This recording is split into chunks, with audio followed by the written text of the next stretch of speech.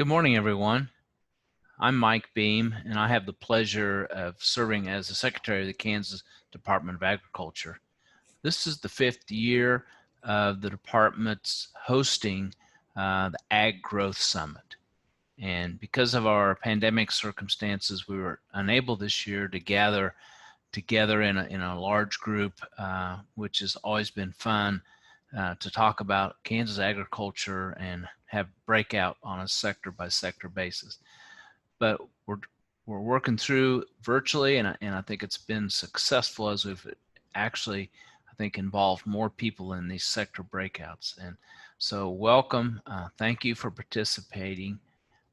Thanks for your interest in Kansas agriculture, but also specifically the wheat sector, which is our focus this morning.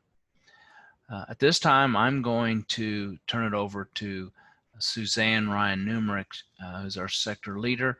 And I just want to say thank you, everyone, and please let us know how we can help. Thank you. Thank you, Secretary Beam. I'm Suzanne Ryan Numerick, and I'm with the Kansas Department of Agriculture, Division of Agriculture Marketing. So glad you've chosen to spend your morning with us today. We'll be focusing the next hour on the Kansas wheat sector. The wheat sector is important to our state's agriculture economy.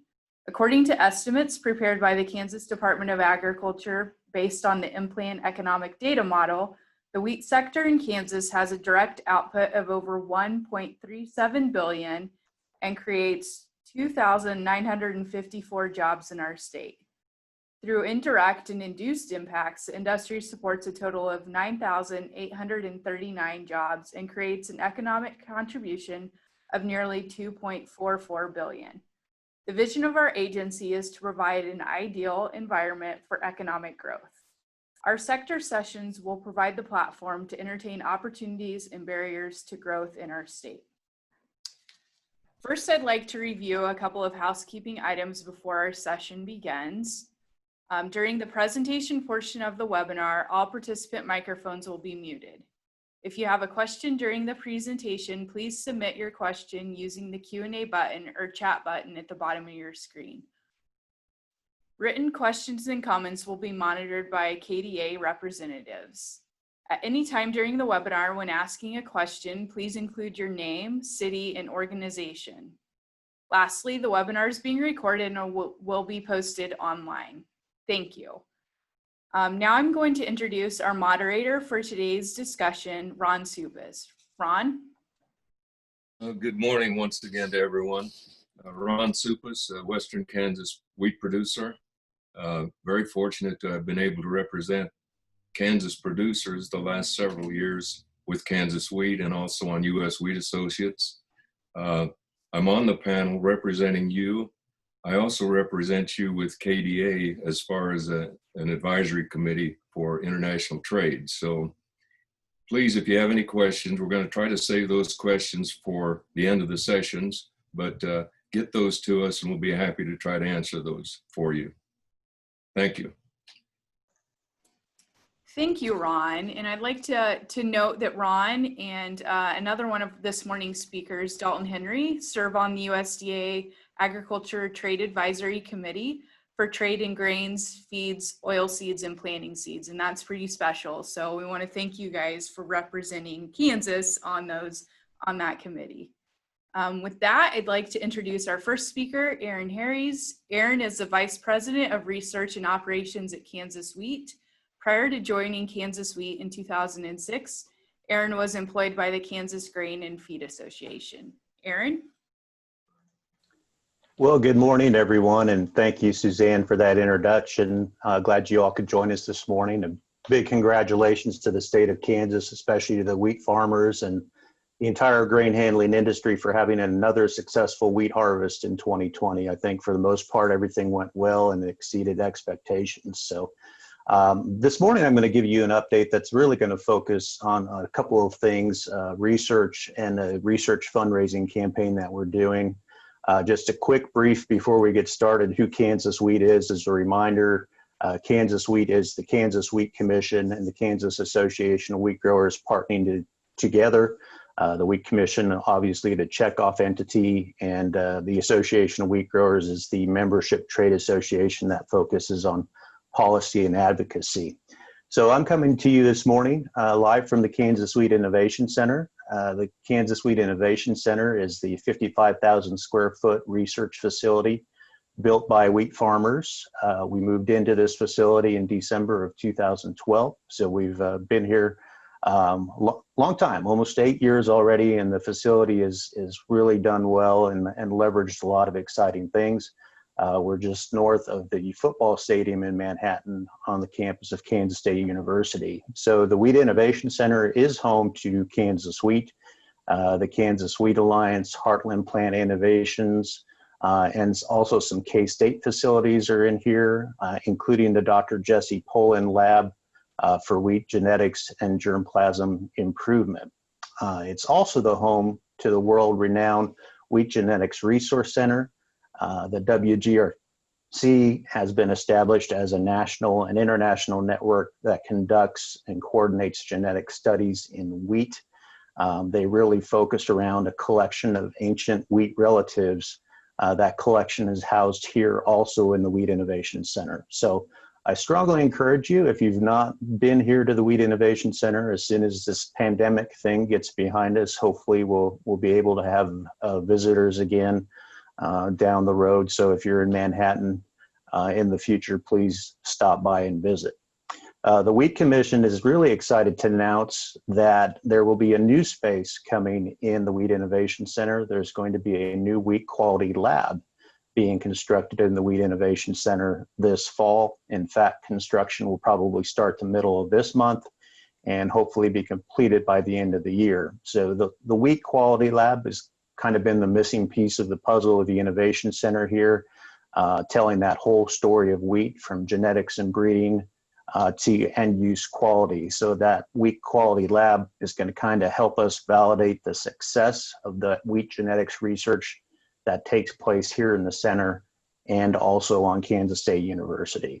So exciting news about that. We'll of course keep you posted as construction moves along. This morning I want to talk to you about our Fields Forward campaign. So what is Fields Forward? Really, over the past half century, Kansas wheat farmers have invested millions of their own dollars into wheat research through the wheat checkoff. However, the cost of research continues to increase, so the Commission is always looking for more ways to get new revenue into wheat research. So they created their own research foundation called the Kansas Wheat Commission Research Foundation. That was designed to increase research funding up and above beyond what happens through the wheat checkoff.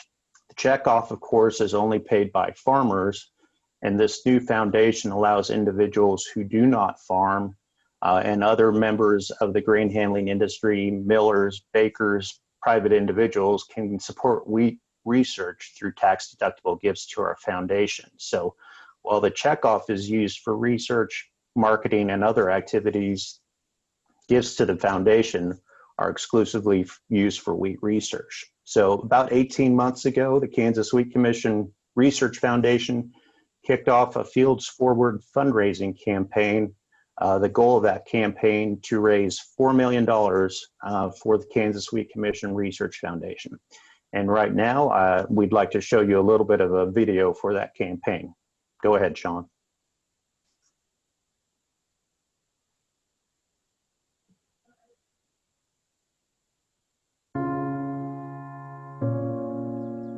Wheat. For thousands of years, wheat has represented something essential to a diverse group of people across the world. A way to make a living. A way to create new opportunities. A way to feed a family. Put simply, a way of life. Wheat symbolizes hard work, doing things the right way, even when it's not the easy way. It embodies stable values in an ever-changing global economy.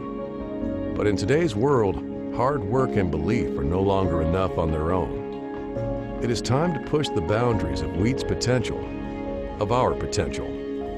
We must collectively focus on using research and data to help us move forward. Fields Forward. aims to do just that by funding current wheat research projects that improve yield and quality, by maintaining and developing technology and facilities necessary for future wheat research, and by cultivating new talent in the wheat breeding and genetics industry. Generations from now, the wheat industry may look different, but with our efforts today, it will continue to honor the heritage that unites us all. Fields Forward, the campaign for a sustainable wheat future.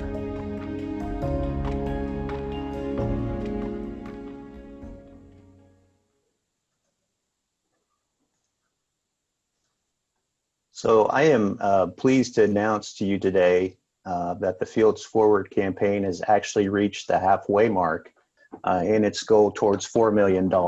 In fact, we've surpassed the $2 million mark. The previous 18 months have kind of been a behind the scenes campaign to raise funds to that halfway mark. And now we're ready to take the campaign public through the end of 2021.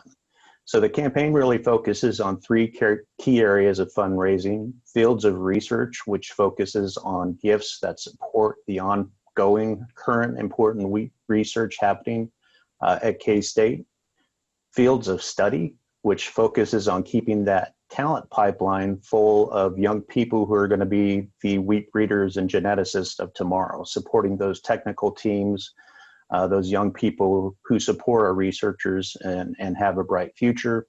And the final area of focus is fields of the future, which is building funds kind of for longer term support down the road, so we can maintain the level of technology and facilities necessary to sustain that work, including maintaining this beautiful Kansas Wheat Innovation Center and keeping the equipment up to date in the Innovation Center.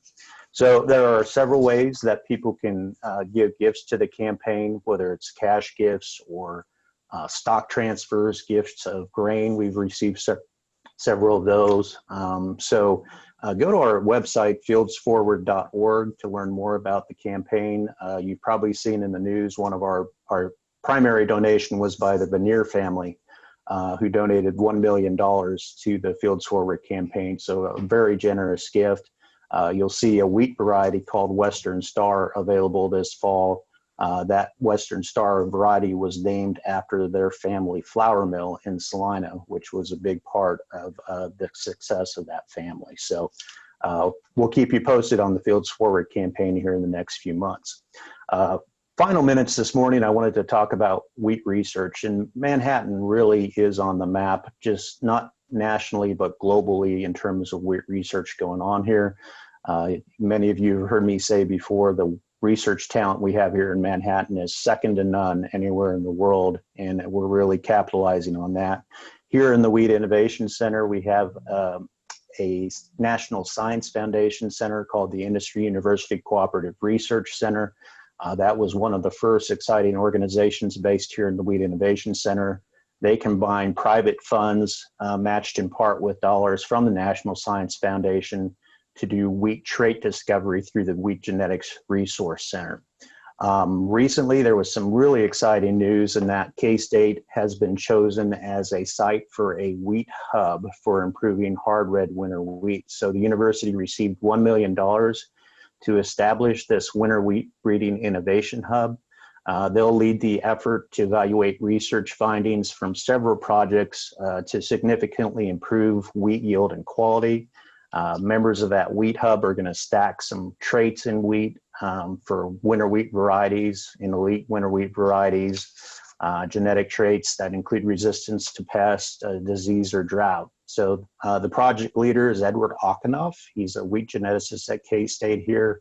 And that's just some very exciting news for K-State, Manhattan, and Kansas wheat. Another big news in late June, Kansas State University announced that Dr. Jesse Poland is receiving a $1 million grant from the U.S. Department of Ag, National Institute of Food and Agriculture, for 2 projects that will improve the genetic diversity of wheat. Dr. Poland is going to use that grant to mine some of those wild relatives for genes that increase disease resistance, stress tolerance, and yield potential. He's going to look up at that family tree of wheat that we have for those important new traits. So another influx of cash into wheat research here in Manhattan. We're working on a project with Kansas State University that's gotten a lot of national attention on, here's one title, Why Cleaner Air May Be Bad for Your Sourdough Bread, talking about how sulfur in the air is important. We used to have sulfur from coal power plants that went to the soil, and now we've cleaned up our coal power plants and soils have become sulfur deficient.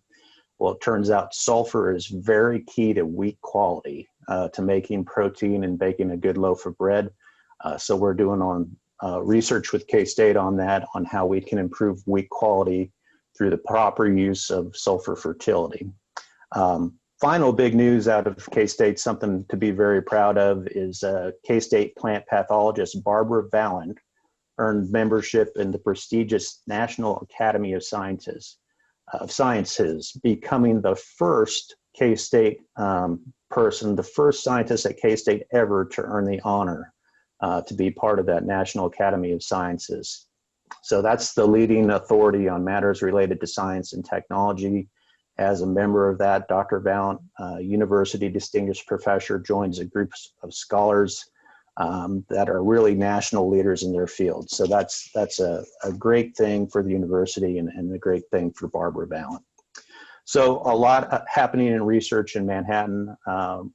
Dollars have been leveraged. You know, a lot of excitement has been generated by this Kansas Wheat Innovation Center that farmers have built. A lot of the organizations and awards we just talked about here might not have come together had it not been for the demonstration of farmers that they're willing to make a huge investment in research. So congratulations to all of you that have been a part of that. That's all I have, Susan. I appreciate the time this morning.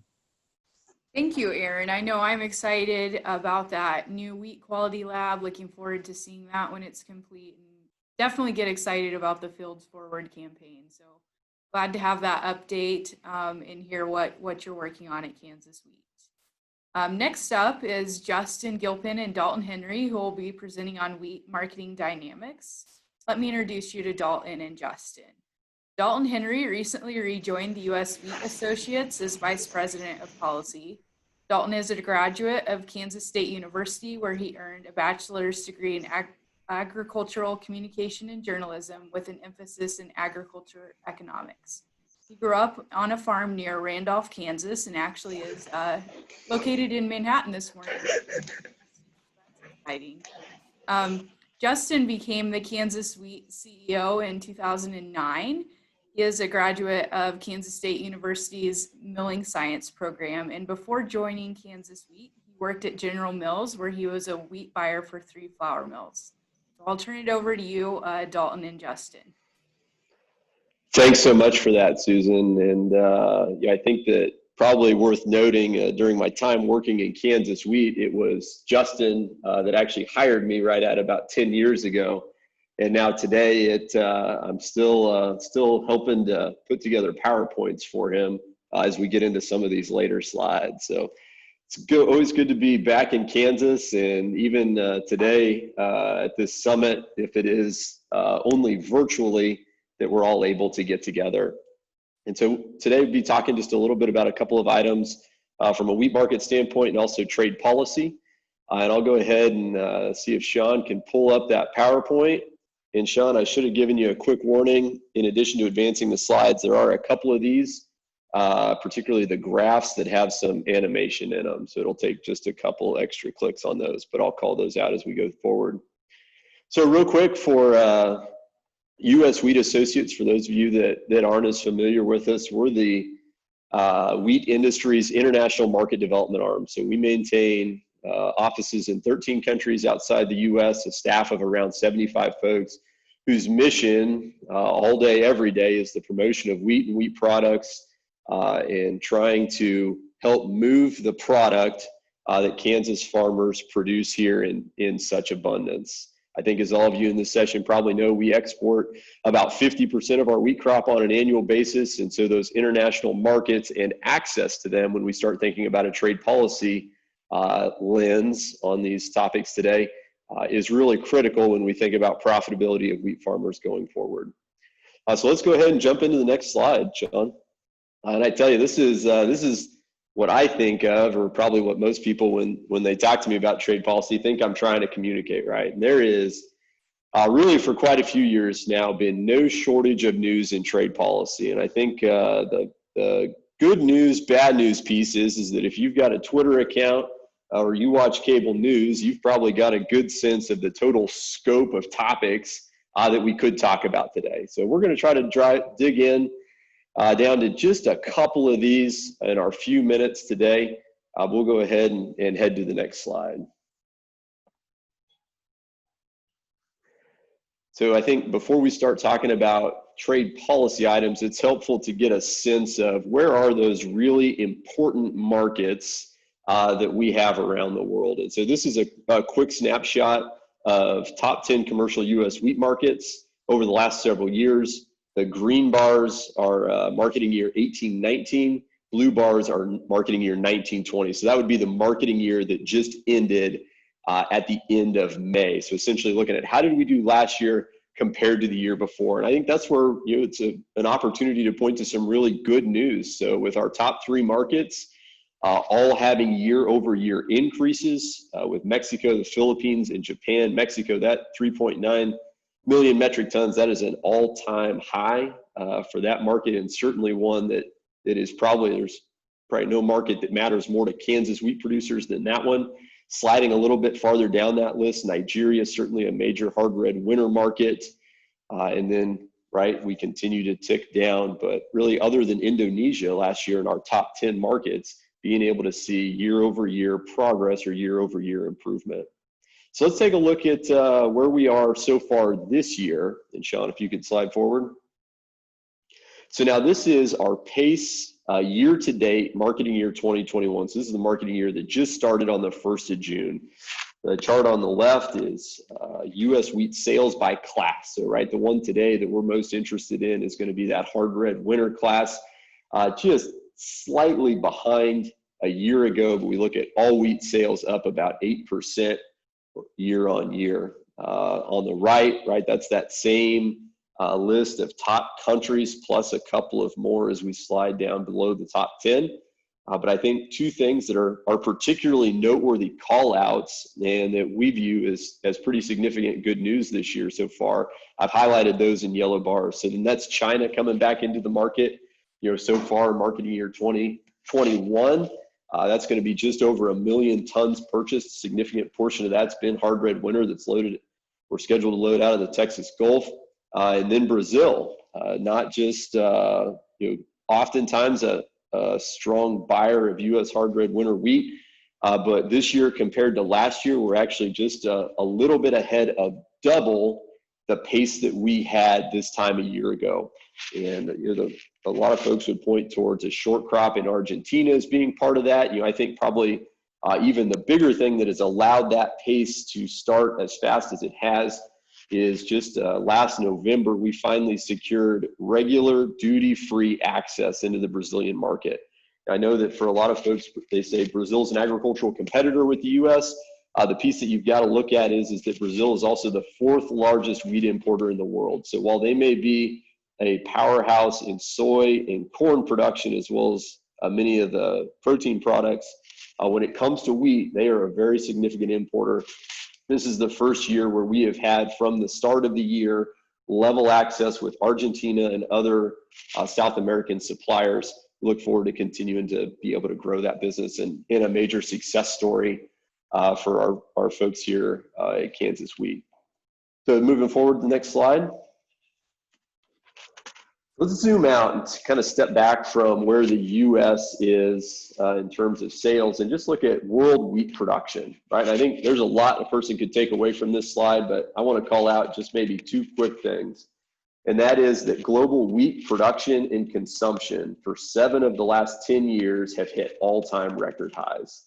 And so we've really been in this situation where we have had abundant wheat supplies in this entire 10-year window that we look at here today.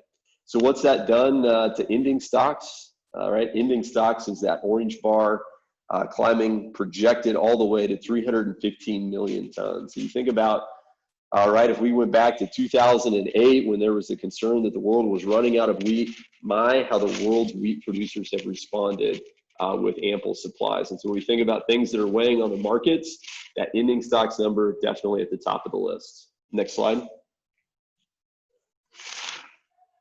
And so thinking about ending stocks, right, the number we typically look at there is the stocks to use ratio. So blue bar, right, if we actually looked at that back in 2008, I just mentioned that when we were down to about 20% on world stocks to use. I think that's just about an all-time record low to 42% now projected for next year as being an all-time record high. So when we think about things that are weighing on world markets, this is certainly at the forefront of that. Sean, if you'll click once. And this gives us China, right? So China in that time period has added 106 million tons of stocks just in the last really 5 years here. So oftentimes what we like to do to maybe get a little bit more real picture of stocks that are actually available to the world, right, we've got to look at those stocks without China. That's the orange line going across there. So that shows us our record low there back in 2007, 2008, all the way up, not to a record high if we take China out, but certainly our highest in recent history. And so 1987, it's not quite going to be the highest in my lifetime, but it is getting awfully close there. So what is driving this increase in stocks? And how is it that China, in just such a short period of time, a half decade, has added nearly 106 million tons of stocks? And that's where the marketing side, kind of looking at the analysis, really meets trade policy. So next slide, Sean. And this is where those stocks are. They are in China and India. So full pie chart there, you're going to see 2020, 2021 ending stocks for wheat. In case it's cut off on your screen, 39%. The orange is the rest of the world outside China and India. China holding a massive 52% of world wheat stocks. And then India, running a very similar set of programs, is a growing problem in this regard. Now, they don't quite have the storage capacity or the political will to store wheat the way that China does. But Sean, if you'll click once, I think we'll get some actual numbers here. China and India, number 1 and 2 in world wheat production and consumption. But it's these large government minimum purchase price programs that drive this overproduction and result in stocks. But China, all the way up to just almost 160 million tons of wheat in storage, which is really for a lot of us a tough number to wrap our head around. So what can we do about it? Sean, next slide. And part of that, if we had an hour or two today, we talk about a couple of WTO cases that the U.S. filed back in 2016 that U.S. wheat and through them Kansas wheat had supported. But really, I think probably the other piece is phase 1, the trade agreement announced in January between China and the U.S. And really, more than anything, this agreement gets talked about in terms of the $36.5 billion question. Will China meet that agreement? Will they actually be able to make those increased purchases? Sean, if you'll click forward a couple, 3 times or twice, I think my question is oftentimes, does it really matter? Is the $36.5 billion mark the most important piece of the phase 1 agreement? From a U.S. wheat perspective, I think you look at a couple of those quotes, both from the President of the United States, and it's a little bit tougher to find public quotes from President Xi, but certainly their premier has been very supportive, almost going out of their way to be supportive of the agreement, despite all the criticism that it has faced. But I think the bigger question is that it might not actually matter. The most important piece in that agreement was probably the additional language for wheat producers, at least, on TRQ administration and the bigger trade facilitation packages. And so while pace of sales so far might not quite be what folks would like it to be, I think the structural pieces we've seen very good news on. So next slide, Sean. And so I mentioned TRQ, and I promise this is the only time today that I'm going to mention another acronym in a trade policy presentation. But a TRQ is a tariff rate quota, right? So that's what we finally got to work for us in Brazil this year. And we've already seen the additional pace of sales that we can have into a country like that when we are able to, because of a tariff rate, get onto a level playing field. And so this is really our same issue in China. When China joined the WTO, they agreed to a 9.64 million metric ton TRQ. That's the red dotted line. But they've never gotten even close to reaching that. The blue bars are actual imports.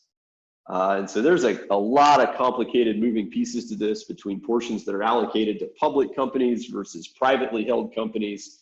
And the short end of it is that the private portion works and the publicly held portion just simply doesn't. And so we won a TRQ case at the World Trade Organization last spring on this. And then the phase 1 agreement included additional TRQ rules to make sure that China fills it. So what's the bottom line message when we think about China's TRQ? Is that if China allows that TRQ to fill, because China's domestic prices are dramatically above world prices, right? They maintain a minimum support price of about $8.60 a bushel.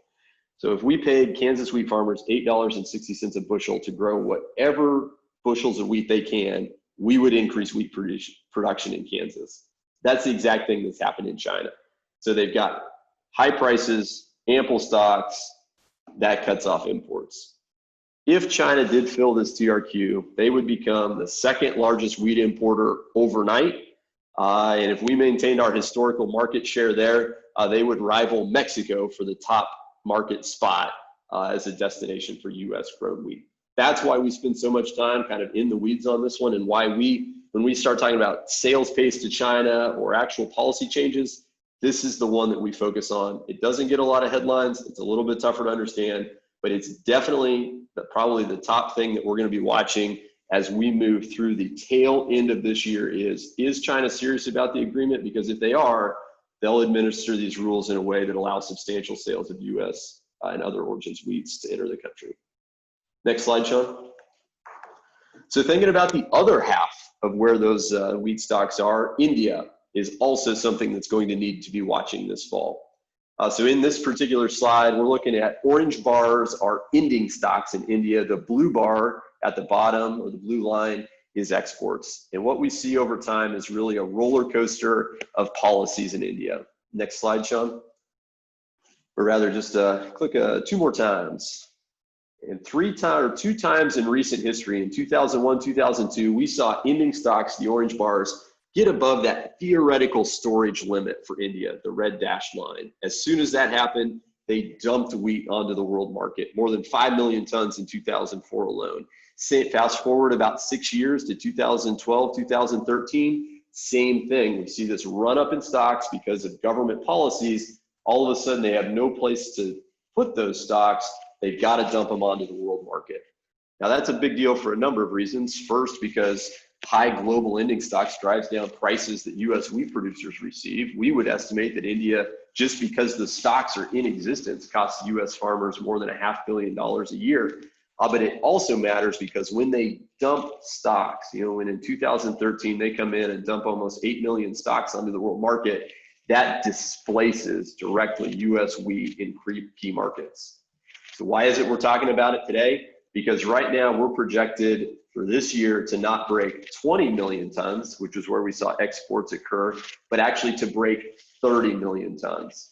So over the next 6 months, India is facing a real storage crisis, and it's going to take a Herculean effort by the US government to press India and to enforce the WTO rules so that we don't see these moving into the world market in the form of subsidized exports. So those are 2 really trade enforcement items that we will be watching here over the next 6 to 9 months. Let's take a quick moment and talk about the other side of trade policy, and that's the negotiation side. Next slide, Sean. Probably our biggest success here was some direct application to Kansas because of the size of that Mexico wheat market, is that the new NAFTA or USMCA, US-Mexico-Canada agreement, entered into force now. Unless you were living under a rock for the last 6 years, this may be a new topic to you. But good news is July 7th was the actual finish line for that. So both countries have now written the rules. They've implemented the new rules, right? From a wheat trade standpoint, going into Mexico, we were already at a zero tariff because of NAFTA. We were also already at a zero tariff going into Canada. This agreement, having it going forward, it maintains both of those things. So no change in tariffs. We do get some tighter SPS rules, right? So sanitary and phytosanitary, things like soil contamination on shipments or weed seeds. That's always welcome, mostly not necessarily because we have an issue with Mexico or Canada there, but because that gives us an opportunity to use that as a gold standard agreement going forward. You know, the one big market access piece, and I know Mike Bergmeyer, I appreciate the question that you put in the chat on access to Canada. And a key piece of USMCA was that it does allow access to for US grown wheat to enter Canada and receive a grade. So just like right now, Canadian wheat comes to the US, it gets graded by a federal grain inspector. It receives a grade, right? Grade 1, grade 2, so on and so forth. But for years, that was never the case in Canada. And so it's a complex system there. Good news is this removes that barrier. It does, however, leave and essentially places, it's a fair treatment issue at the end of the day, right? US wheat was not being treated the same as Canadian wheat that was coming south of the border. It does have an additional limitation, and that is that wheat needs to be of a variety registered in Canada's Variety Registration System, or VRS. That is going to place some limits on it, right? Right now, in North Dakota and Montana, we estimate about 15 to 20% of hard red spring wheat varieties are registered for use or for planting in Canada. So the production off of those fields would be eligible to go to Canada and receive a grade. Yeah, I think at the end of the day, that's going to be an important planting decision to make for producers that live near the border and want to have that option as a potential market. But so beyond that change, right, probably a little bit of the status quo from a wheat standpoint. I think the single biggest take home from USMCA debate is the shift in political support for trade agreements, right? And so that's this bolded item here. The original NAFTA received 61 votes, barely enough to clear the filibuster. USMCA, after nearly 6 years of public opinion, or at least public discourse, being largely negative about trade agreements as a whole, received an astounding 89 yays. So when we think about that in my mind, everybody wants to say, well, trade agreements are dead. We're not going to be able to do those going forward. This is a clear case that when done right and when there is political willpower there, they can really pass by and large with flying colors. And so I think when we think about other markets that we're excited about, particularly in Southeast Asia, this is something that is a little bit of a beacon of hope. With that, I think that probably wraps up most of the trade policy pieces. So if there are questions, feel free to chat those in. Otherwise, I know we're going to hold them to the end of the day today. And I think that particularly as we think about U.S. and Mexico trade, right, and this monster number of $314 billion worth of goods, single largest destination for U.S. wheat last year, that really points out the importance of transportation and rail policy. And so I think I'll turn it over now to Justin. He'll run through a couple of those slides, kind of drilling in on the transportation dynamics behind those exports.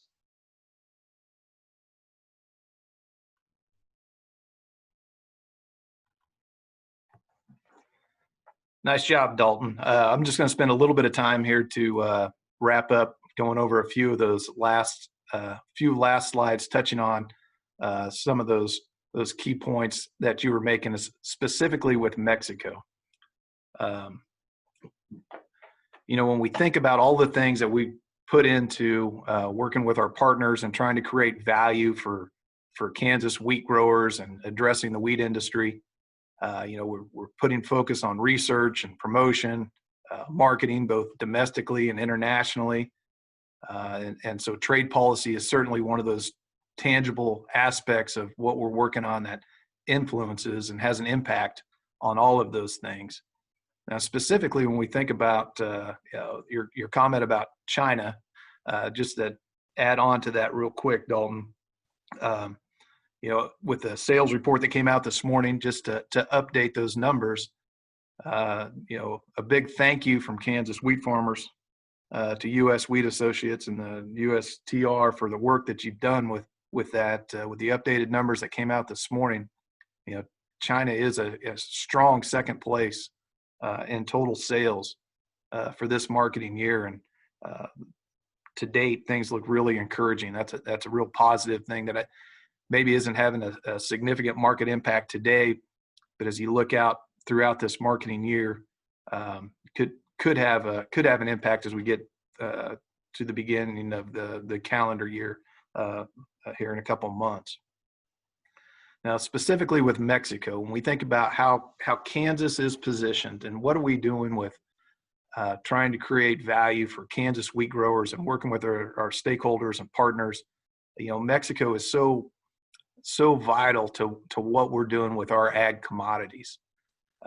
We're going to talk specifically, you know, obviously in the wheat session today about wheat, but it's important for all of our Kansas ag commodities. But wheat specifically, when you think about Mexico, Mexico's been the number one customer of U.S. wheat 3 of the last 5 marketing years.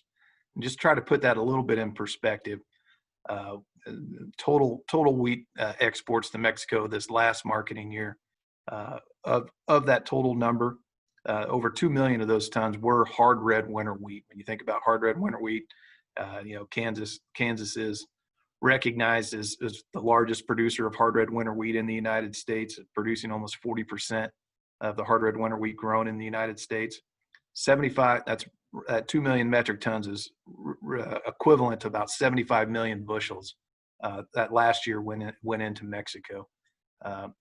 So when you look at those from a direct rail standpoint, this slide tries to highlight the rail infrastructure and what we're really trying to tap into. You know, we're fortunate that with the export shippers that we have in the state of Kansas right now that are very efficient at loading 100-car, 110-car unit shuttle train loading facilities. So just to put it in perspective, how those are going to, how those, say a shuttle train that gets loaded in Garden City, what path does that take down to a flour miller in Mexico? This map tries to give you an idea of the crossings that they would try to cross with El Paso, Laredo, Brownsville being key points where our wheat from Kansas would enter Mexico. You can go to the next slide, please.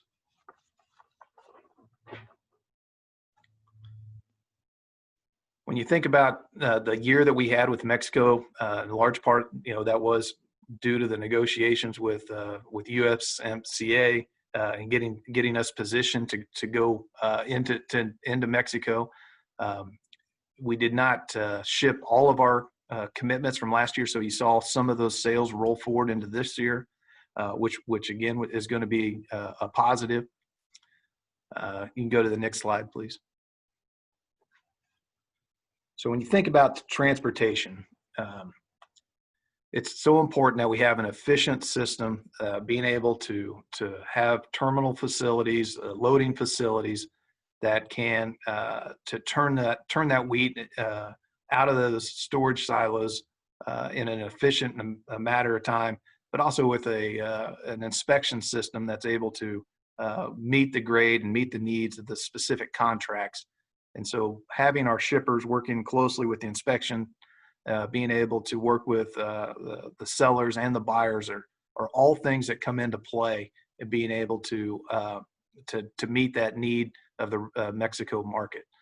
And, you know, this map does a nice job of highlighting the rail infrastructure in the United States with the different loading facilities. You can see we have a concentration in Southwest Kansas, Northwest Kansas, and South Central Kansas, where we have a lot of those facilities that are being able to work with those buyers to meet the needs to go into Mexico.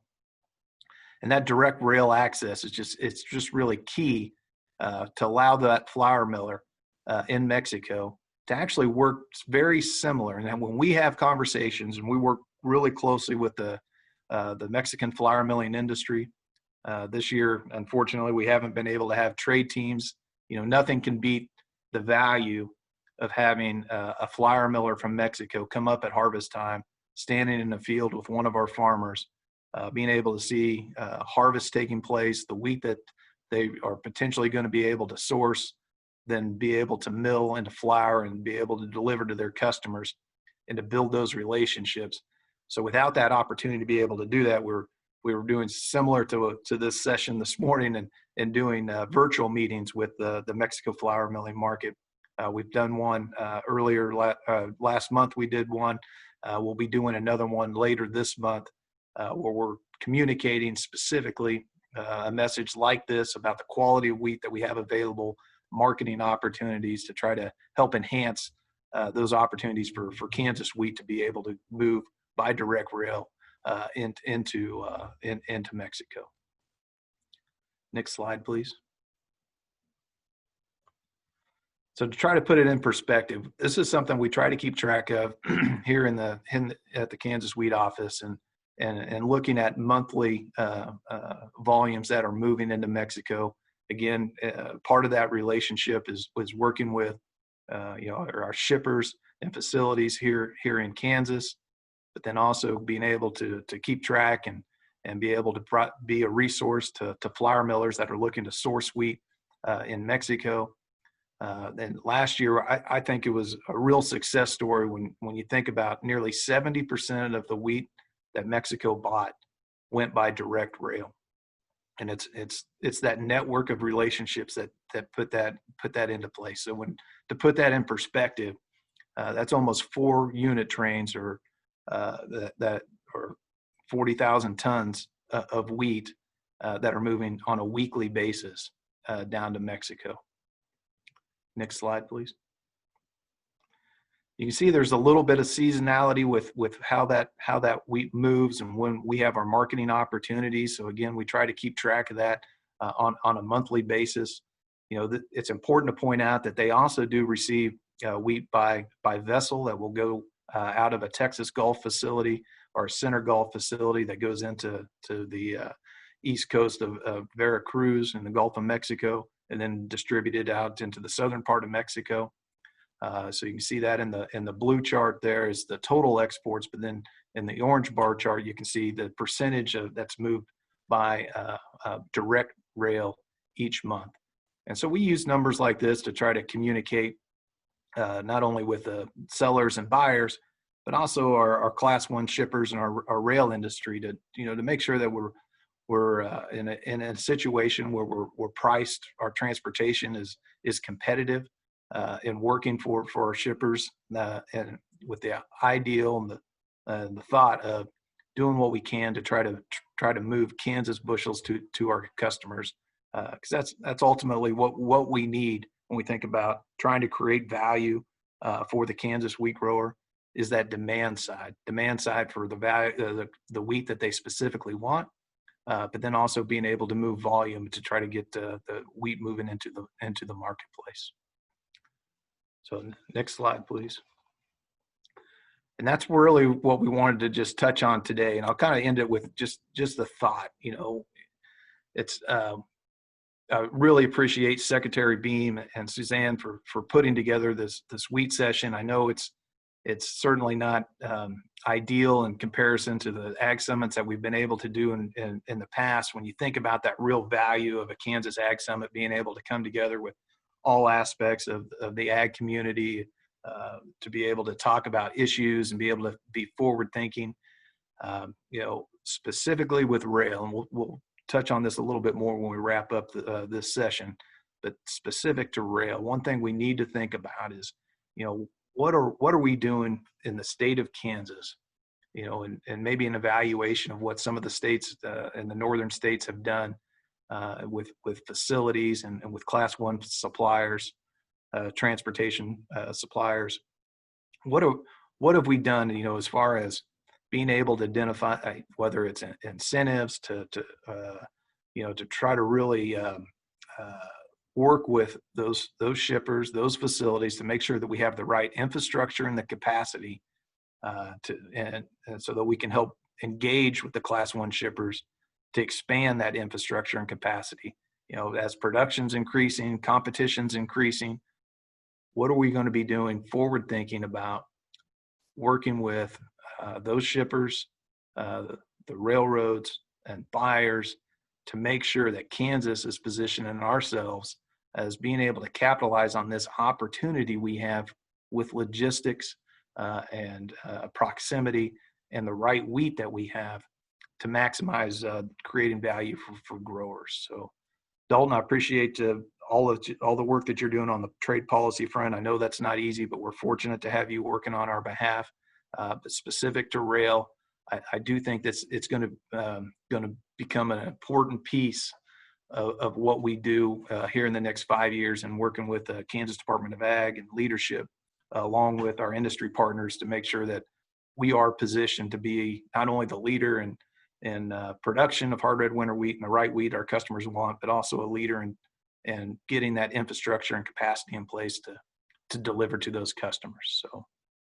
So with that, I'll turn it over. I think I'll be back on here towards the end of the session with a little bit of thoughts on looking forward, and be happy to answer any specific questions that we have. But to our shippers that are on the session this morning, just want to tell you a big thank you for the work that you do and representing Kansas wheat the right way and delivering wheat to our Mexico markets through direct rail access. So thank you, Suzanne. Yeah, thank you, Justin and Dalton, for that update. I know, Dalton, you kind of summed it up. It's been an exciting year for trade. And Justin, we definitely have been having some conversations about grain transportation via rail. So stay tuned for that as we engage the industry and doing more to support Kansas farmers in that endeavor. Next up, we're going to talk a little bit about consumer demand for wheat. And so Marcia and Bob will kick off that session. Let me introduce you, Marcia and Bob. Marcia's been with the Kansas Wheat Commission and Kansas Association of Wheat Growers since 2014. During her time with the commission and association, she has overseen the development of new logos, branding campaigns, and website redesigns. And I know Marcia's going to share a little bit more about that. And Bob Mirando is the CEO of Farmer Direct Foods in New Cambria, Kansas. And I don't want to share too much about Farmer Direct Foods because I know Bob is going to have that as part of his presentation. So I'll just let you stay tuned to learn more about that. And with that, I'll turn it over to Marcia for your next session. Thanks, Suzanne. So I'm going to talk a little bit about consumer demand for wheat, but specifically, I want to go through a couple of projects that we've done.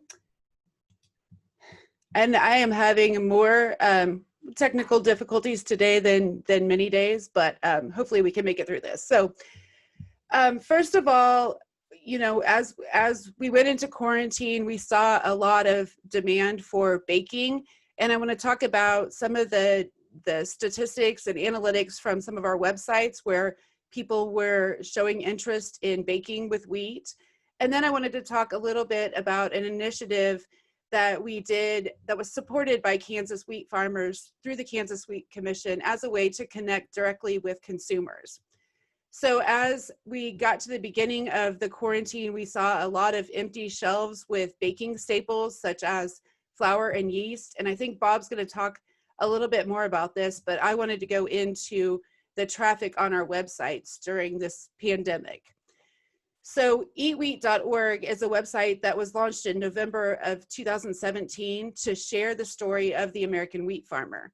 So it has everything from farmer stories to recipes. There's a learn section where we talk about everything from different types of flour to what is gene editing, and a get inspired section where wheat is used in creative ways, from salt dough ornaments to dog treats.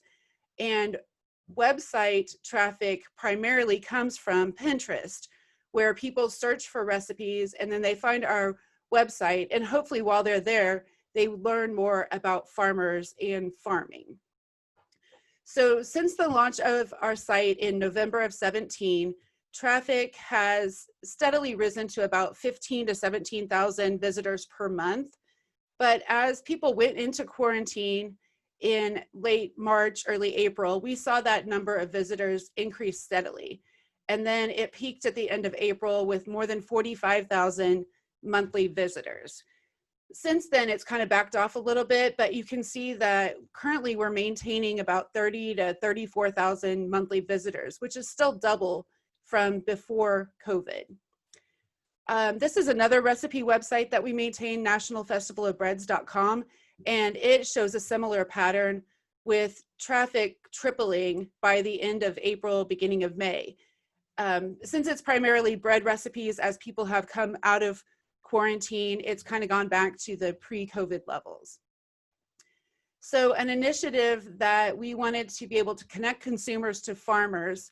2 years ago, we brought a group of food bloggers to Kansas during harvest, and they got to ride on a combine, tour a flour mill, tour a bakery.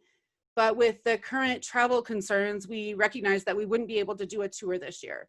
So we started looking at other options. We wanted a new approach to the Blogger Harvest Tour since we couldn't have an in-person event. So our solution, we considered how to create a greater impact with our consumer audience, and we chose an audience of women who not only consume content online, but also create content. Subscription boxes have been extremely popular over the past few years, so we wanted to tap into their exciting yet practical formula to create more engaging relationship between wheat farmers and consumers. So we developed 2 limited supply boxes. One of them, the one on the left, had baking activities, and then the one on the right is crafting activities. And we sent these out to the audience for free as a way for them to spend a fun afternoon with their family, while also creating a connection with Kansas wheat and wheat farmers. So in order to promote these boxes, we collaborated with Instagram micro-influencers that were located in Kansas that had an audience that matched our target audience, and they could authentically promote these boxes within their typical content.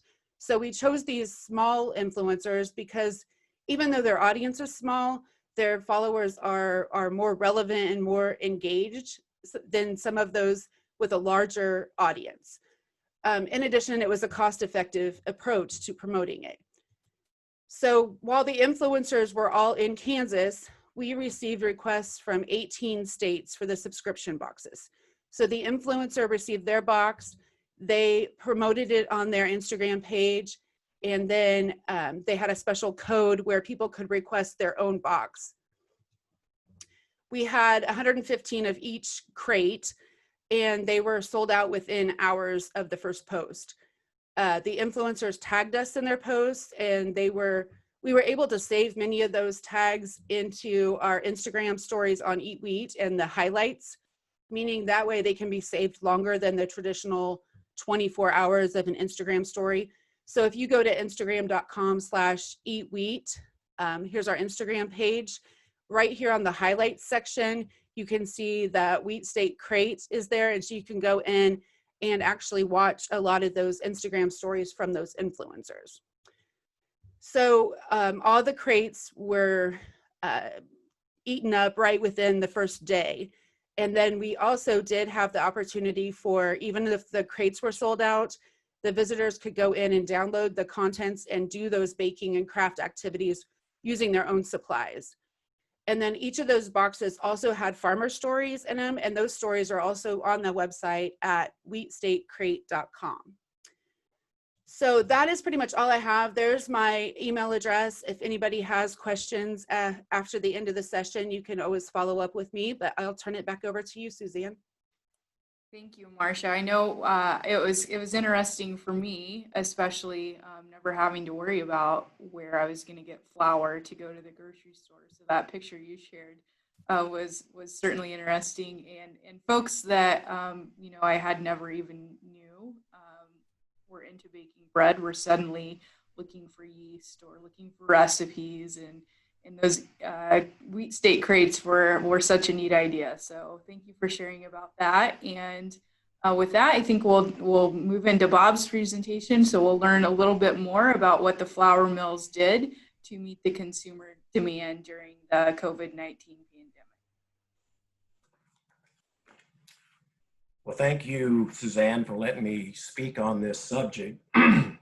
Today, I'd like to just talk about, what was our experience at Farmer Direct Foods, because, we deal directly with the consumer via King Arthur to the grocery store shelves. So what I thought I would do is go through and just talk about who are we at Farmer Direct Foods, what was the immediate impact on our business. Middle of March, it just got crazy through April, and those same charts you'll show or Marcia just showed, you'd see the same impacts of us for demand. And then what is now currently going on with the business, because we've got over the big hump, but what does it look like going into fall bake season? Because this is historically, when demand is highest. And then what is it looking like going forward? So that's kind of the synopsis of what I'd like to discuss this morning. So if we go to the next slide, Farmer Direct Foods is actually a farmer-owned co-op. We're here in New Cambria, Kansas, about 6 miles east of Salina. And our main products are stone ground whole wheat products that are all natural. Because it's whole wheat, we don't have to, add nutrients or vitamins or any additives. So all natural is very important. And our greatest trait is that we have a trademark identity assurance program here, which means you can trace our bag of flour that we make for King Arthur or restaurants or whoever right back to, for example, Ron Supas. Ron is one of our white wheat farmers. He sits on our board, and we know exactly what Ron did with his crop. We bring it into our elevator, we trace it through the milling system and distribute out across the country. So that's really our unique trait that we lay claim to. King Arthur is our largest customer, and of course, when you were looking at Marcia's slides, they showed the empty store shelves. There were a few King Arthur bags there, but we make their 5-pound whole wheat, white and red varieties. We also have come up with a proprietary blend of flours for Tortilla King down in Mound Ridge. They've been a customer for a few years now, so the Mama Lupe's brand of whole wheat tortillas you're eating here in Kansas, Texas, Oklahoma, that is actually our flour. And then we've got, let's just say, a dozen or so small bakeries and restaurants for you guys in Manhattan, Kansas there, like Radina's, Bourbon and Baker. Those are customers of ours. So that's who we are at Farmer Direct Foods, a pretty small operation. Actually, we were running a single shift, could get most of our production done on a 8-hour shift, 5 days a week. So if we go to the next slide, mid-March, as we all know, everything got very serious about, oh my gosh, we got this pandemic and what are we going to do? And of course, everything flew off the grocery store shelves. But just prior to that, back in January, February, we were having discussions about how flour demand, especially in the consumer, that's what I'm really talking about, is the 5-pound bags. Consumers were buying less and less flour over time because people go out to McDonald's or they buy from the bakery and the grocery stores. People weren't home baking as much. But then all of a sudden, whether it was toilet paper or flour, everything disappeared. So immediately we got a call from King Arthur saying, oh my gosh, we've got this huge spike. How do you double your capacity? And of course, that's nice all of a sudden to think, how do we double our capacity? But in my mind, well, how are we going to do that? You can only work so much overtime. I mean, short term, you can work extra hours, but how are we going to, get enough people to run the mill? And then vice versa. The big predicament was I'm over 60, several of us are elderly, and, the reality is, should we be coming to work? And, how serious is this really going to be? So that first week or two, there were some pretty wild-eyed people here, whether it was my own employees or truck drivers that were coming into the mill. And of course, in the milling world, we have social distancing. We run a 10,000 square foot operation with 4 people. The front office where people congregate or the truckers come in, or cafeteria area, we've always been clean. We've always been safe. You wash your hands in the food industry, but we did take extra precautions around, pens that we wipe and countertops, et cetera, et cetera. But along with King Arthur, here comes Tortilla King, and they want to double. And then likewise, the small bakeries, and this was kind of interesting, some of them shut down. In fact, some of them have shut down and they're not reopening. We've had, for example, Harry's restaurant is out of business now in Manhattan. But some people chose not to open their bakeries for fear of catching COVID themselves. whereas others bakeries doubled and or we started selling bags of flour because people didn't know where to find flour. You know, Abilene, Kansas is where Justin, our plant manager, and myself are from, so people know we have this mill here. So we literally had people showing up on our doorstep, you know, asking how to get flour. So it was a shocking event. I mean, it was, you know, and I say panic, it was a panic internally for us, just what are we going to do, as well as, of course, everybody wants their needs met. So stepping back from that, and I'll try and answer some of these questions, basically at the same time that we were asking for more flour, you know, we get an announcement that Kansas State is, you know, shutting down classes, and seniors technically are done. They don't really have to finish out for the rest of the year because, you know, most of them already have new jobs lined up that they're going to, you know, take in June or July. Well, the reality is, you know, I'm a K-State grad, Justin's a K-State grad. We got a hold of the department over there and said, hey, do you have some people that are available? And so immediately there at the end of March, early April, I had 3 young ladies that were all graduates, all had full-time jobs already lined up, come into our mill. And of course, they'd had internships at other larger flour mills. We're pretty simple. I should just say from a complexity standpoint, it's a much simpler process than some of the large commercial mills. But within a week, literally, they could figure out how to run our operations. So we created a second shift around them. We took some retired ADM people. ADM had shut down their mill here in Salina about a year or so ago, brought them in. We had some former employees. So we went from 8 hours, 5 days a week to 12 to 16 hours, 6 days a week for the first 2 months, just trying to backfill because literally everything was sucked off the shelves. And of course, oh, I don't know if I think my mic's still working.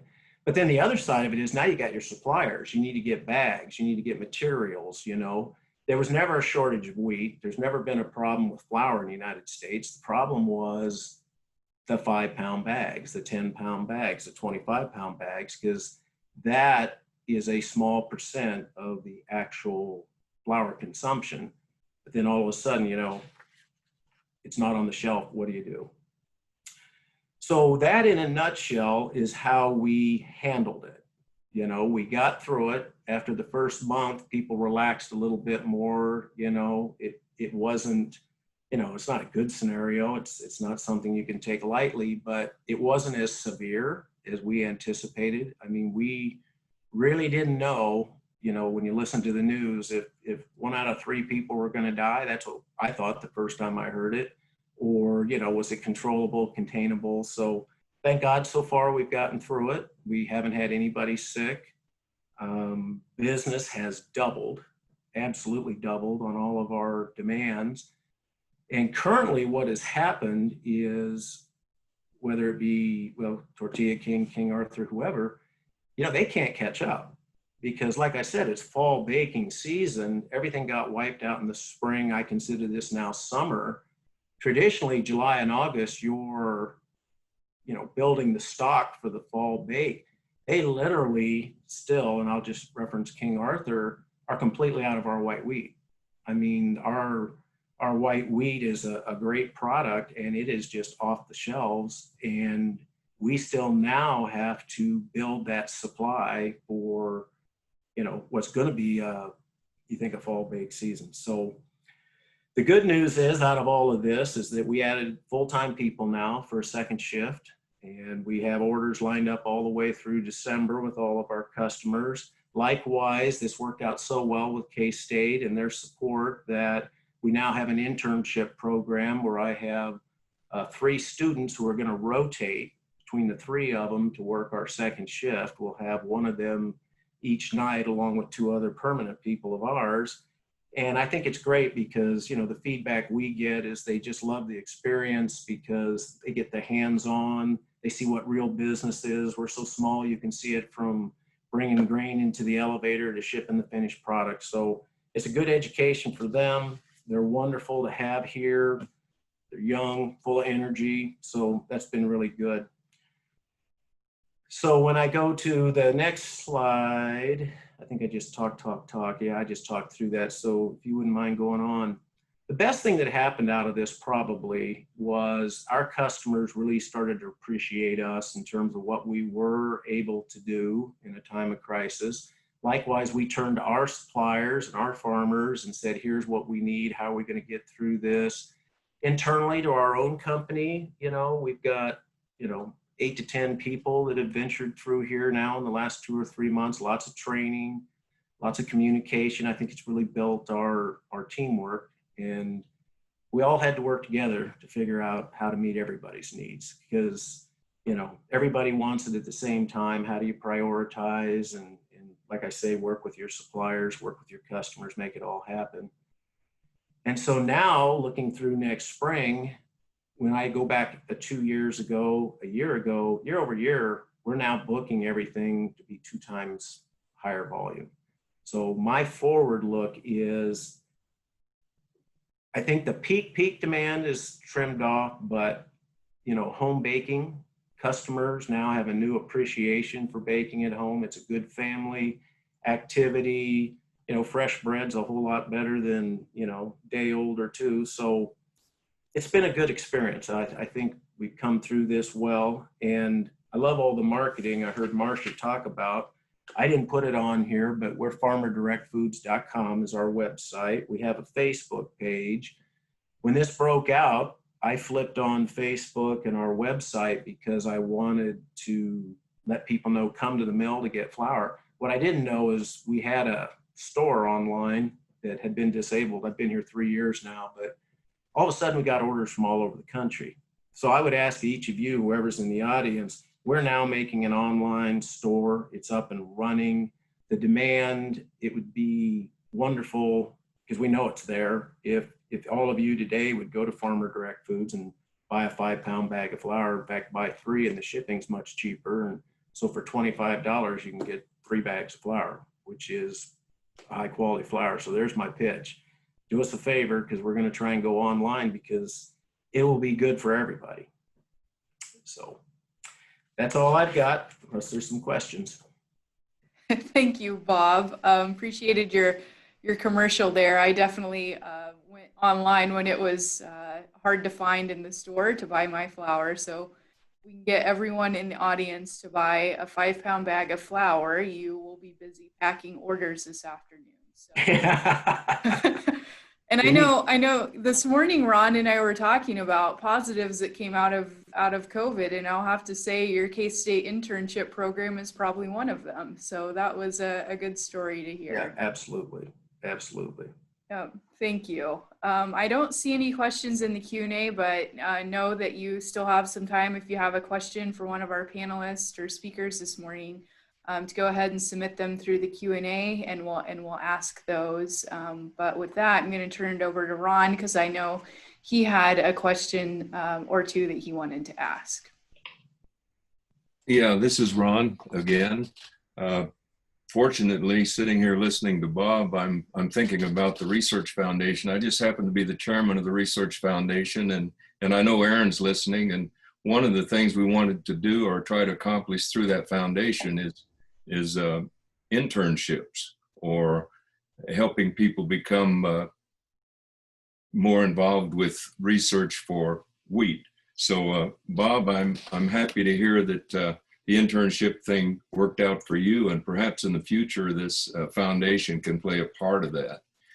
My question to you, Bob, would be, did you have a lot of customers talking about IP pertaining to the flour? Or were they just looking for flour because they couldn't find flour? I think a lot of people, well, the majority of people were just looking for flour, but through the Facebook and different things, people that are more, regional bakers, people that are high quality, doing some retail out of their home, etc., they appreciate it. The millennials, for the most part, I think, want to know where their food comes from more than the normal person. And with the COVID, I think, people really do want to know where their food comes from. So I think this IA, is a great attribute. So Aaron, I have a question for you pertaining to the foundation. The commissioners recently made a challenge pertaining to investment in research. Can you talk a little bit about the challenge they proposed and why they did that? Hey, Ron, this is Justin. I'm going to jump in real quick. Aaron actually had another appointment he had to jump off to, but I think that's a great question and a great point to bring up, where the Kansas Wheat Commission did make a challenge and a contribution to the working with the Research Foundation and the Fields Forward program, looking for up to $500,000 in matching support that then could go to targeted areas of research and support through the foundation. And I know you played a big role in putting that together.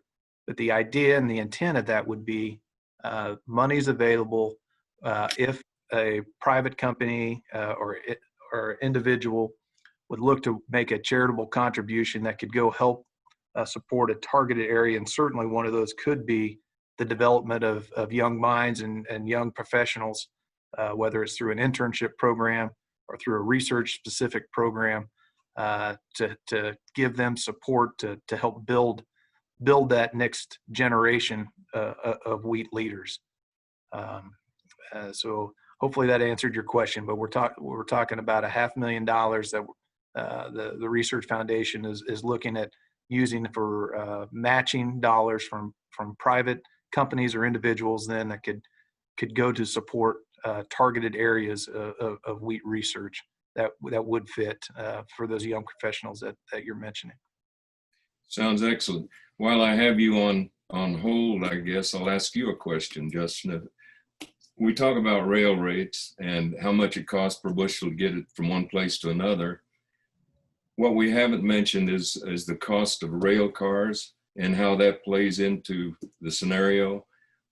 Who manages that bidding or rental or whatever you want to call it on rail cars that go to the elevators? Can you fill us in a little bit about that?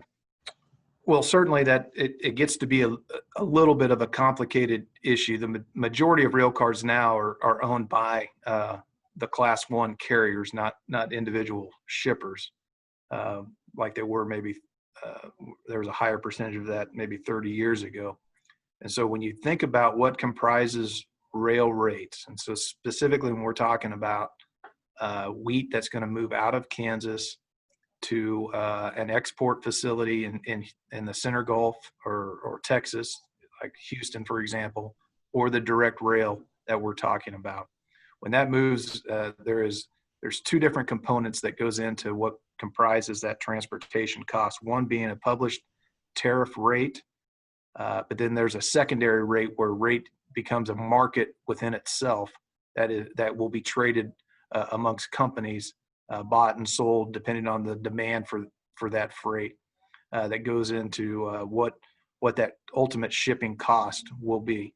And so I think it's important, and I think the leadership of the Kansas wheat farmers where they've been engaged in discussions directly with the Class 1 carriers that do set those tariff rates, not the negotiated or traded secondary rates, but that first component, that set tariff rate, on how do we keep those rates in a way without increasing that's hurting or penalizing wheat's competitiveness and ultimately cash prices being paid back to farmers in the country. And then seeing how we can work directly with shippers on where you could have potentially negotiated rates if you know there's going to be a certain amount of volume to an export customer. I know there's recently been some discussions with Brazil and trying to help address our competitiveness of U.S. wheat into Brazil. That Class 1 shippers are working directly with our rail loading companies to try to get to make sure that we're maintaining a FOB competitiveness level, but then also specifically with Mexico. And I do think there's a role not only for that Kansas wheat farmers have played the last couple of years in those discussions, that also Kansas Department of Ag, it's, as Suzanne mentioned, that there's going to be more things happening from KDA on looking at transportation and the impacts of when you have higher rail rates, if that's shifting over to increased truck traffic and the cost of increased truck traffic on our highways, what that might mean. And so why there's a significant reason for the state of Kansas to really want to see efficiencies in our rail, not just for moving our product, but for overall cost to the state. I think there's several tangible reasons why the Kansas Department of Ag and the state of Kansas want to be engaged and encouraging in those discussions of having competitive rail rates. So just in short, Ron, there's two components that make it up: a tariff rate, then a negotiated second market for secondary freight rates that are really based off of supply and demand.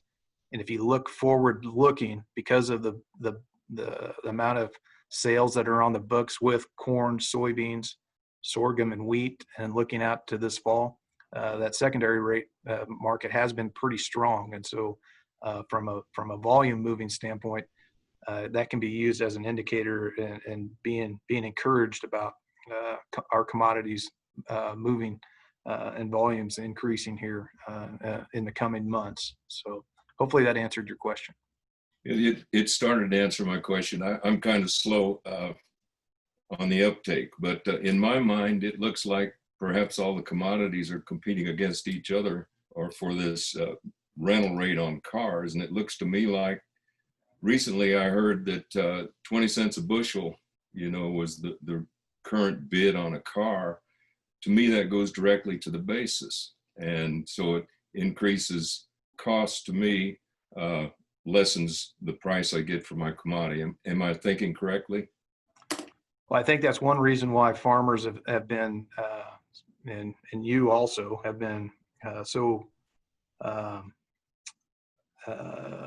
involved in these discussions and wanting to get and more having more influence on how those tariff rates have increased over the last 10 years.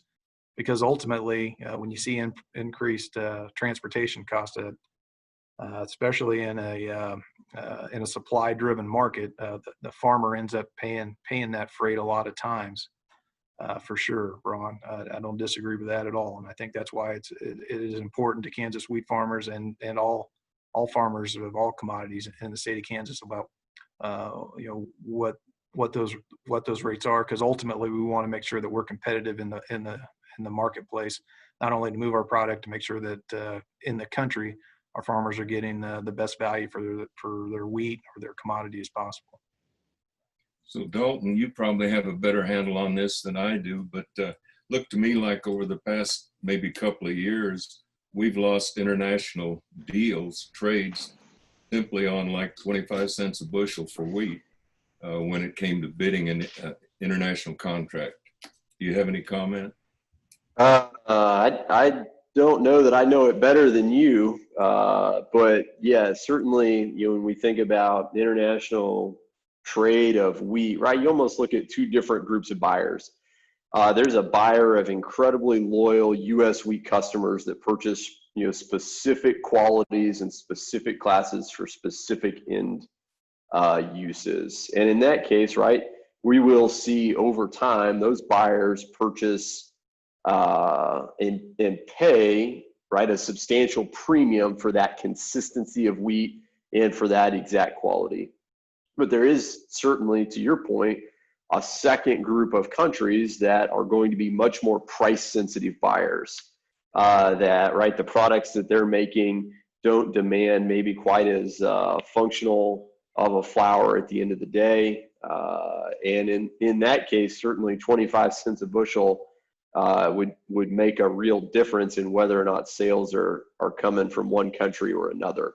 And that would be, we probably didn't talk about it just a whole lot today, but that's probably become more pronounced over time as you've seen Russia and other Black Sea suppliers just become the cheapest supply of wheat in the world. There was one slide that we didn't show today that that tracked global prices at export locations across essentially all the major world wheat suppliers, and that shows that the U.S. is not the cheapest supplier of wheat anymore. And major credit to Sean, he just pulled that one right up. So this is really just looking at the first half of 2020 here. The green line at the very bottom is Russian, right, at $205 a metric ton. The next line above that, the dark blue, is actually Gulf HRW, and these prices would all be not quite a month old. They're probably 3 weeks old since we pulled this chart. But I think the thing to note, or the thing of interest, would be that relative difference, right, between Gulf HRW and Russian right now is $12 a metric ton. So that's like 32 cents a bushel or thereabouts. So if it's a price sensitive buyer, that Russian wheat is going to have an edge on us for sure. So I like your chart there. The top green line, is that Australian wheat? That is Australian white, and right, that one has had an unusual price pattern as Australia has gone from several years of extreme drought to then having production and really some pretty significant price movements here over the last year or two. So that brings me to my commercial. My commercial is, why aren't we chasing that market rather than chasing the Russian market? Why aren't we growing more hard white wheat and pursuing a higher price than what we're doing now? We're letting Russia set the price on a lot of these international deals, unless it comes to the customers you're talking about that are our premier customers that, they're not so price sensitive.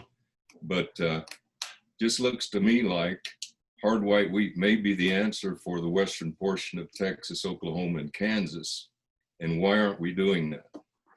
That's you've probably got a better insight on the production and how do we get folks to consider growing more hard white, or I'll leave that one for you or Justin. I think you're probably worth noting that you probably don't want to directly compare U.S. hard white to Australian soft white, just from a price standpoint, and especially not here in the last couple of years.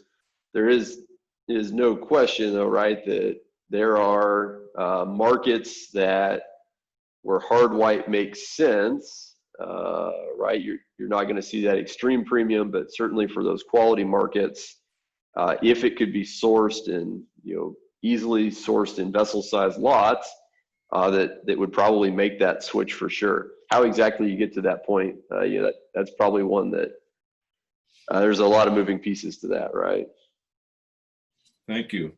Suzanne, maybe someone else has a question. I should be still.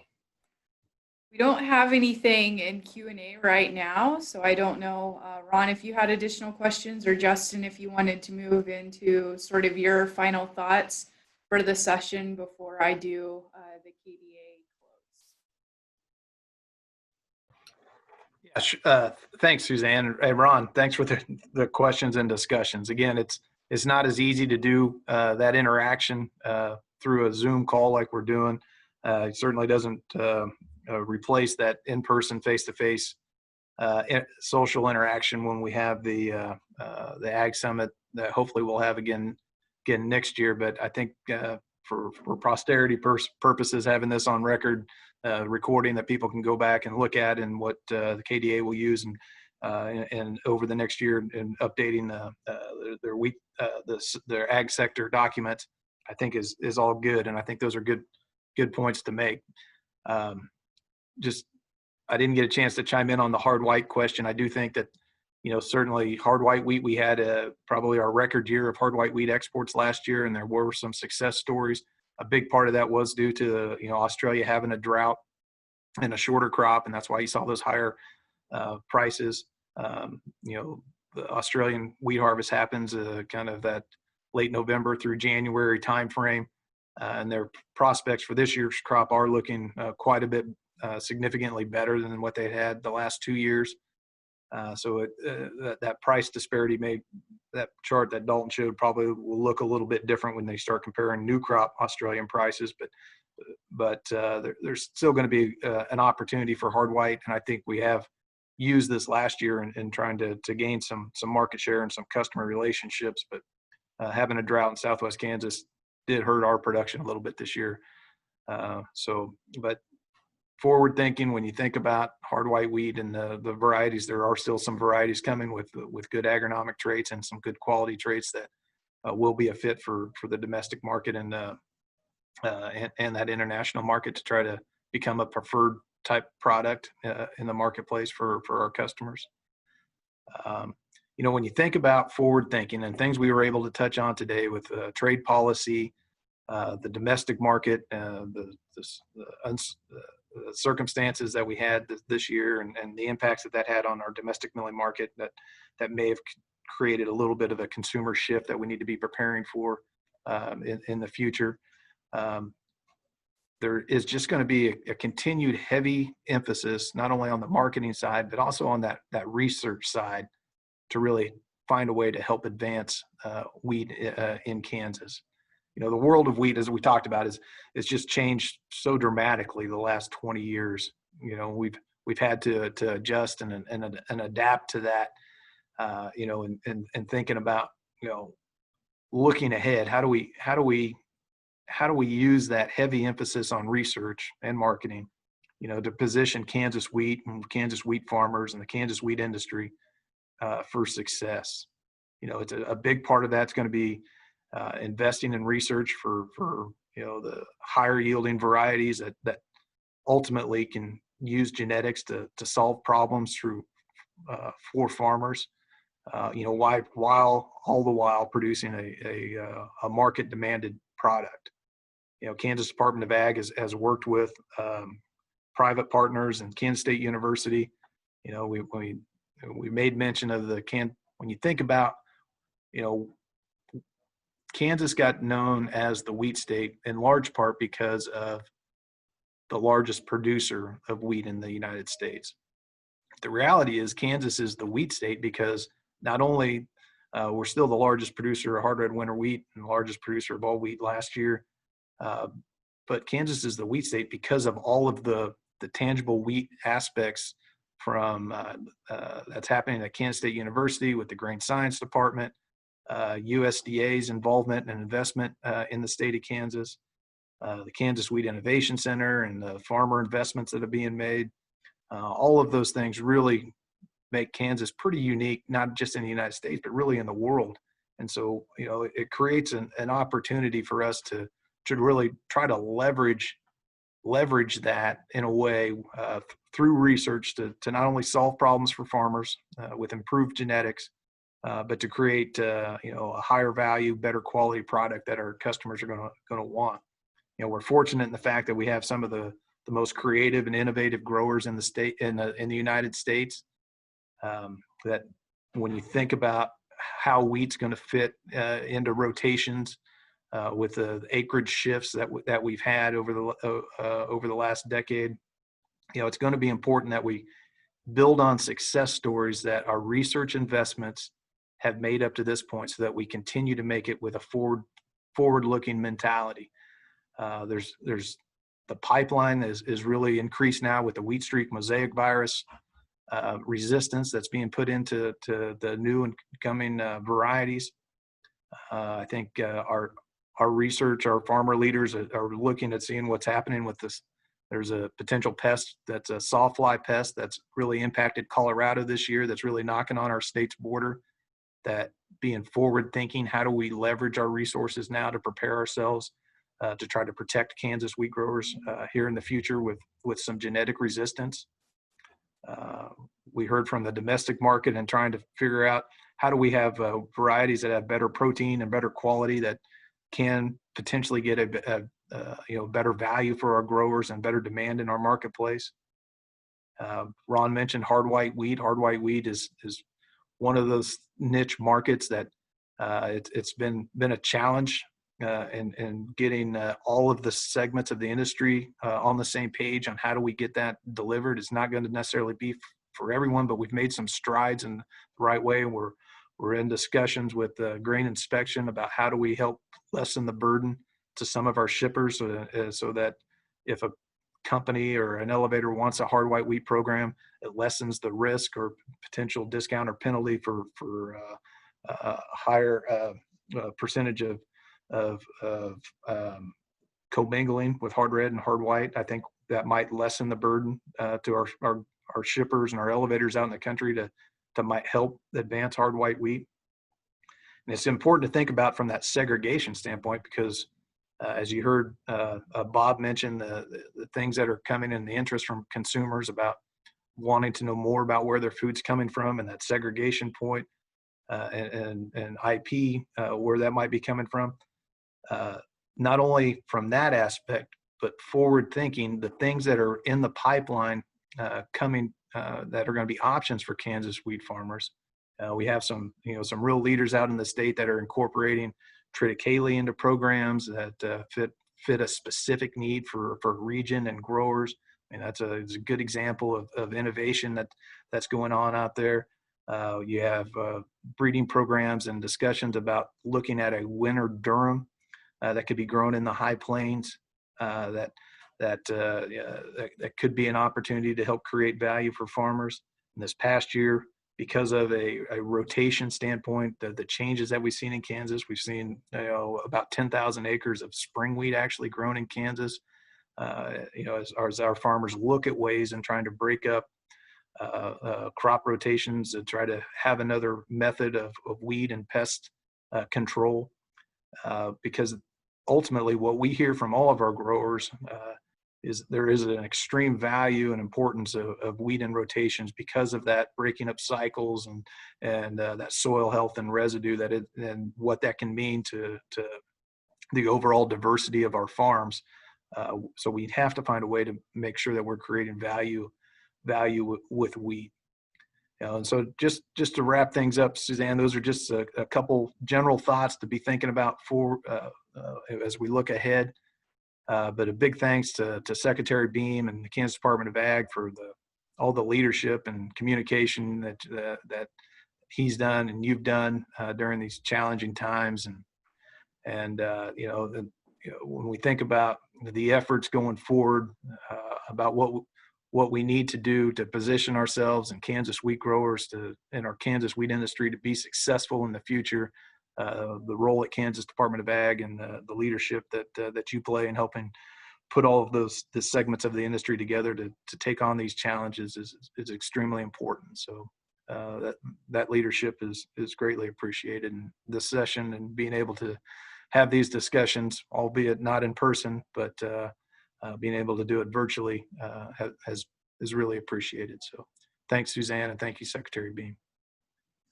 Thank you, Justin. I've certainly loved today's session. I love being from the wheat state. I love working with you guys. A lot of good presentations and discussion. And for note that the recording of this webinar will be posted at www.agriculture.ks.gov/summit in the next week. And in fact, our IT staff has been so good that they're usually posted the same day. So if you're wanting to watch something again this afternoon, you might be able to log on this afternoon and watch this week's session. Please remember to join us for the crossover sessions on August 17th, 18th, and 19th, and on Thursday, August 20th for the Maine Ag Growth Summit. During that webinar, we'll hear from guest speakers and share highlights from the sector and crossover sessions. The Kansas Department of Agriculture is also now accepting nominations for the first ever Kansas Agriculture Heroes program. Since the beginning of the COVID-19 pandemic, Kansas farmers, ranchers, and agribusinesses have performed essential functions to keep food on the tables of people worldwide. KDA established the program as a way to recognize those in the agriculture industry who went above and beyond to serve others and better their community. You are encouraged to nominate individual, family, or business in Kansas agriculture you feel provided a notable contribution to the ag industry or their community as a whole. The nomination period is currently open and will close on August 10th. The nomination instructions can be found at www.agriculture.ks.gov/summit. Thank you.